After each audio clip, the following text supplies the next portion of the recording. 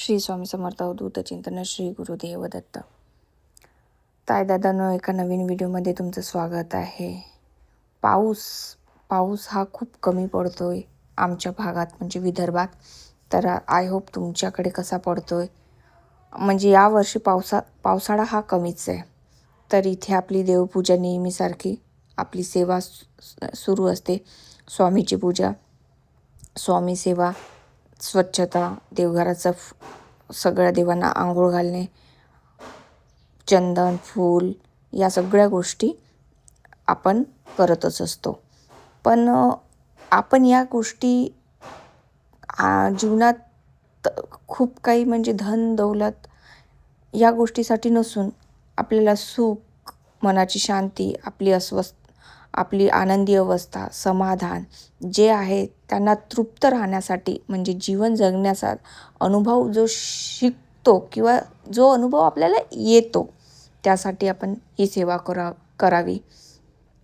जर पुढील जन्म हा मानवी देहातच पाहिजे तर ह्या सगळ्या गोष्टी करायलाच पाहिजे. आपण सेवा करायला पाहिजे. सगळ्या गोष्टीसाठी वेळ काढतो आपण, पण सेवेसाठी वेळ काढत नाही. कारण आपले घरचे काम असतो. आपले कर्तव्य करून सेवा करायला पाहिजे. आपले कर्तव्य सोडून सेवा करणं हे सुद्धा एक पापच आहे. म्हणजे इकडे मूल रडत आहे, इकडे नवरा उपाशी आहे, आणि तिकडे आपण सेवा करतो, हे कुठेतरी चुकतंय.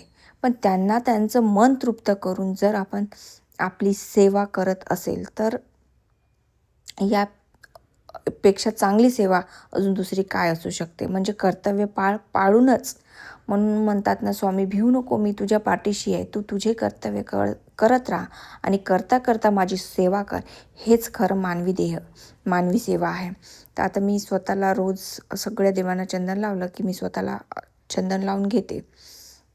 आपण जेव्हा बाह्य गोष्टी, म्हणजे बाहेरून चांगलं जेवण मिळणे, नवीन कपडे, एखादी आवडती वस्तू मिळणे, याला सुख म्हणतं. सुख हे काळासाठी असते. म्हणजे प्रत्येक गोष्टी, आता लग्नाला जायचं तर मी चांगले कपडे घालेन, हे तेवढं ठराविक मर्यादेपुरतं आहे. मग त्यानंतर काय? त्यानंतर सुख हे काळासाठी असू नये. वस्तू जुनी झाली की तिथेच सुख संपते. म्हणजे ती झाली ना, ते लग्न तिथपर्यंत झालं आहे. मग त्यानंतर काय? त्यानंतर आपल्याला सुख झालं, समाधान आहे का? समाधान काय असतं? भूक लागली असताना आवडीचे गुलाबजाम खायला, म्हणजे हे सोपे आहे. उदाहरण सांगितलं आहे ते, त्याला काय म्हणतात? सुख म्हणतात. पण त्या सुखामुळे जे तुम्हाला ती बिमारी तयार होते, त्या गोळामुळे डायबिटीज, शुगर, हे खरंच आहे का समाधानी? मग त्याला सुख नाही म्हणतात. मग आता सुख आणि समाधान मधला फरक काय आहे ते जाणून घेऊ. आता जे मी तुम्हाला सांगितलं ते सुख होतं. म्हणजे एखादी आवडीचं गुलाबजाम खाल्लं आणि मन तृप्त झालं, त्याला फक्त ते सुख म्हणते, समाधान नाही. समाधान म्हणजे आता तृप्तीची भावना, म्हणजे आपल्याकडे जे काही आहे त्या मनापासून आनंदी राहणे, त्याला समाधान म्हणते. जे दीर्घकालीन स्वरूपात आहे, म्हणजे सेवा ही आजन्म आहे, मरेपर्यंत आहे. मेल्यानंतरही त्या सेवेचा आपल्याला लाभ आहे. हे तुम्हाला आता समजणार नाही, हे मी फायनलचं बोलत आहे. परंतु जेव्हा तुम्ही तुम्ही ह्या सगळ्या गोष्टीतून निघाल ना, तेव्हा तुम्हाला समाधान म्हणजे काय कळेल. सुखामागे न धावता जे मिळाले आहे त्याला स्वीकार करणं, त्याला समाधान म्हणतो. त्या समाधानाचा जन्म होतो.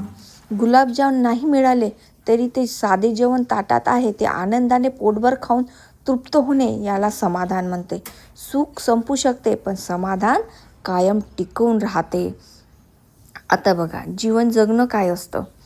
जीवन जगणं हे देवाने दिलेले एक सुंदर भेट आहे. जीवन जगण्याचे मुख्य महत्त्व म्हणजेच सेवा करणे.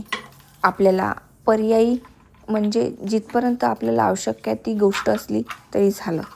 म्हणजे जीवनात सुख आणि दुःख या दोन्ही येतात. आपल्याला जर दुःख आपलं कोणी वाटून घेऊ शकत नाही तर एक लक्षात ठेवा, सुखही आपलं कोणाच्या वाटेला जात नाही. सुख आणि दुःख ह्या दोन्ही येतात. या दोन्ही अनुभवातून माणूस परिपक्व होतो. तसेच प्रामाणिकपणे आपले काम करत राहणे आणि आपण इतरांना मदत करणे हे जगण्याचे खरे उद्दिष्ट आहे. रोज काहीतरी नवीन शिकणे, चुकामधून सुधारणा करणे किंवा एक चांगला माणूस बनणे हे यासाठी जीवनाचे महत्त्व आहे. आपल्याला फक्त मी स्वार्थी आहे, माझ्यात मी पण आहे, मी कोणाला विचारत नाही, मला कोणाची गरज नाही, हा फक्त निव्वळ स्वार्थीपणा आहे, हा अहंकार आहे. यातून जर एकदा माणूस निघाला तर तो चांगला माणूस बनणे हे जीवनाचे महत्त्व आहे. स्वामी सांगतात आपल्याला, स्वामीचा महत्त्व माहीत आहे. नामजप करा, तुळशीच्या जपमाळ जर आपण तुळशीच्या माळेने जपमाळ जपलो तर ते अधिक पटीने प्रभावशाली असते, म्हणजे आध्यात्मिक शक्ती जास्त पटीने आपल्याला खेचली जाते. तसेच हा स्वामीचा सर्वात मोठा उद्देश म्हणजे कोणता?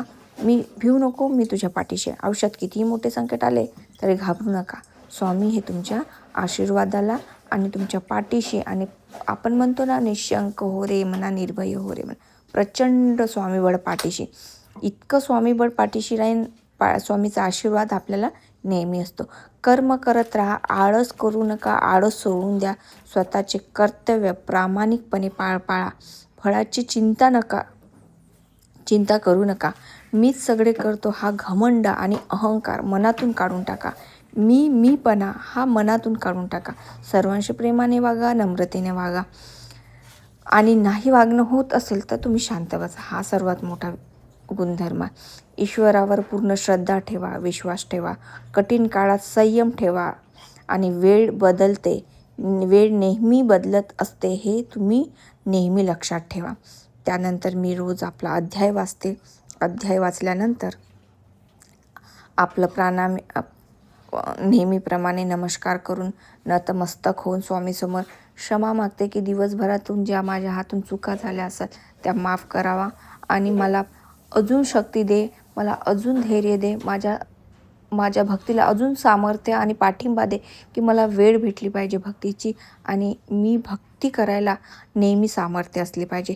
हे मात्र स्वामी मला नेहमी तू पाठीशी राहा, मला माझा जपमाळ करण्यात वेळ दे. जसे मी सांगते की जपमाळ करण्यात माझं अर्धवट राहून जातं, तर ते मी रात्र उठून करते, पण ते करायलाच पाहिजे. श्री स्वामी समर्थ. अखंड नामजप हा मुखात असू द्या. तुम्हाला राम जपा, तुम्ही श्याम जपा, कृष्ण, महादेव ह्या सगळ्या देवांचं तुम्ही करा, आणि तुम्हाला जो आहे म्हणजे कोणी दुर्गा माताला मानत असेल त्यांचा जप करा, पण नाम हे सतत सुरू ठेवा. एक काउंटर मशीन घ्या, सतत ऑफिसमध्ये जेवण करताना फक्त एवढं आहे की टॉयलेटमध्ये ते वापरायची नाही. ह्या सगळ्या गोष्टी तुम्ही सतत करत राहा. आय होप तुम्हाला हा ब्लॉग आवडला असेल तर नक्की, नवीन असाल तर तुम्ही माझ्या चॅनलवर लाईक करा, सबस्क्राईब करा आणि शेअर करायला विसरू नका. अशीच स्वामी सेवेसाठी आपण भेटूया परत एका नवीन व्हिडिओमध्ये. तोपर्यंत श्री स्वामी समर्थ. गुरुदेव दत्त. श्री स्वामी समर्थ.